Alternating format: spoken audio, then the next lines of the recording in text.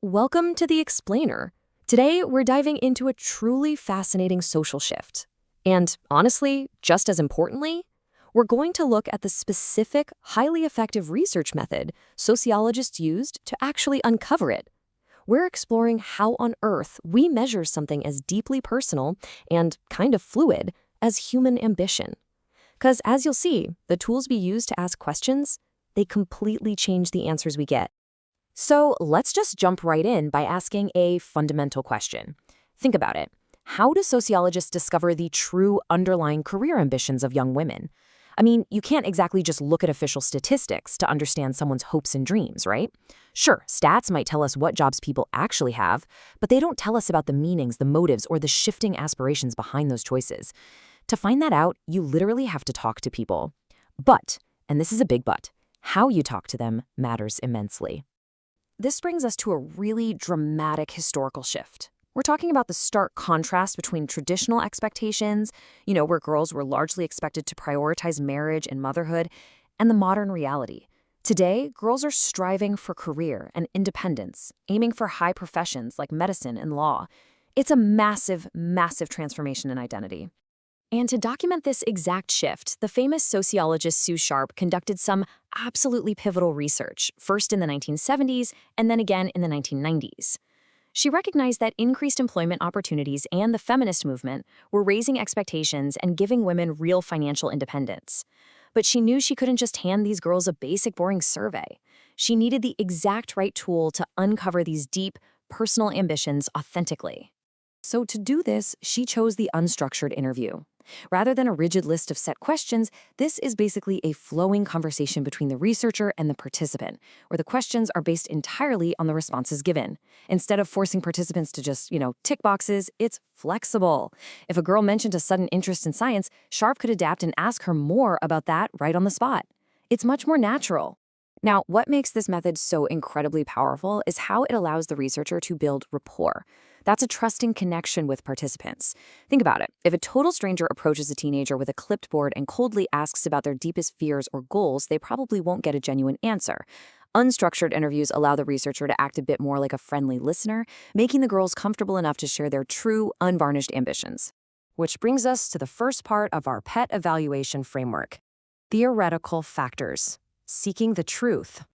To understand why this works so well, we have to look at why researchers known as interpretivists absolutely love this method. They aren't just crunching numbers. They want that rich, qualitative data. By talking openly with these girls, Sharpe achieved the German sociological concept of Verstehen. This literally translates to empathic understanding.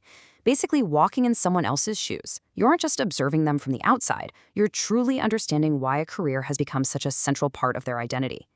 So the crucial takeaway here is that this empathic connection leads to high validity.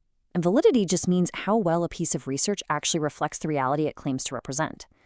Because the girls aren't restricted by the researcher's preset answers, like they would be in some multiple-choice survey, they can express their real, true feelings. This gives us rich, detailed, qualitative data that is highly valid and accurately reflects their lived reality.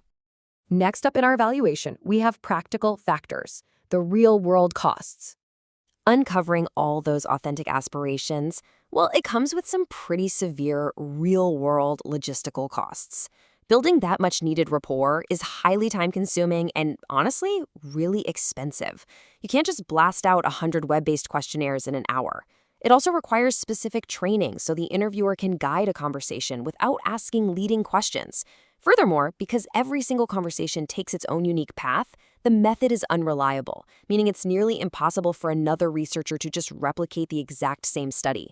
And finally, you usually end up with a very small sample size, and those complex qualitative answers, they're very hard to quantify into neat little data points.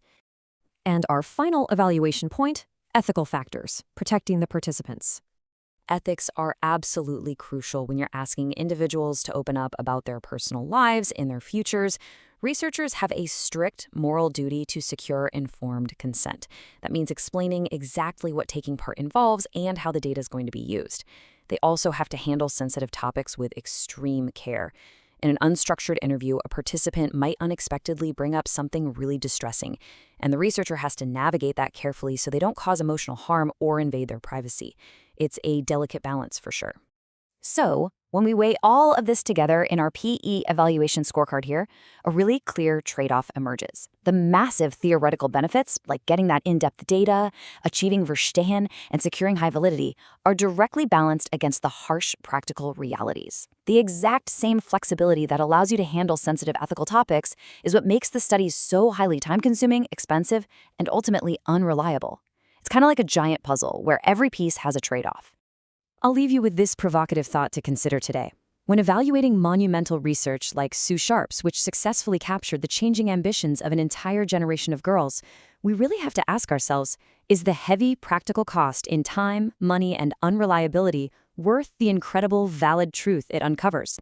Understanding the method is just as important as understanding the findings. Thank you so much for joining me on this explainer, and keep questioning the data around you.